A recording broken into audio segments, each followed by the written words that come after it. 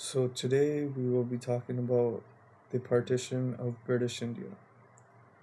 The British had spent up until the 1850s conquering all of India, including Punjab, and they had decided to let go of it in 1947 because of the strenuous wars Britain had gone through in the past 100 years of conquering India fully. And in 1947, Cyril John Radcliffe uh, divided India.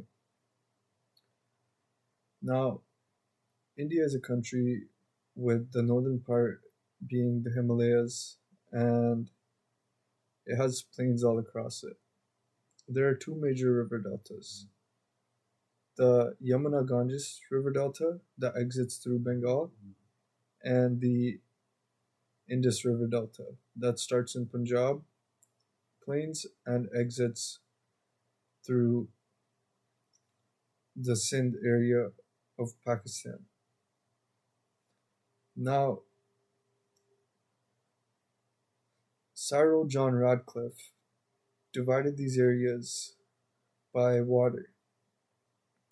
He gave all the entry points of the water into the subcontinent to India, and he gave all the exit points of water onto the off of the Indian subcontinent to Pakistan, which was divided into two landforms, East Pakistan and West Pakistan, with India being in the middle.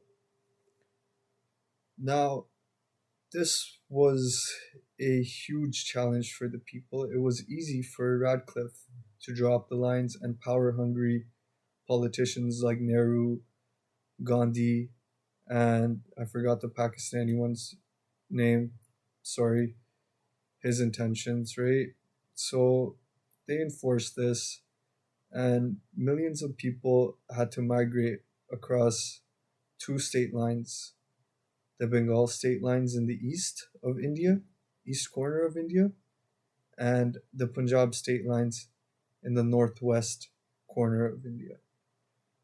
So, roughly a million people died during this transition from one piece of land which was supposed to be majority Muslim to one piece of land which was Hindu, or one piece of land which was supposed to be majority Hindu to a piece of land which was supposed to be majority Muslim.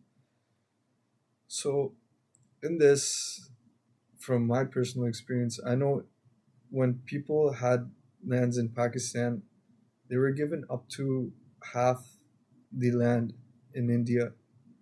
So, some refugees that came over, they got lucky and they got their full land back. So, if somebody had 150 acres in Pakistan, they got their 150 acres in India. I'm talking about Punjab specifically.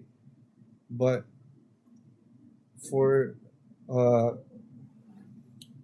for most people, they had abandoned houses worth thousands or possibly hundreds of thousands, and they had abandoned lands worth thousands or hundreds of thousands.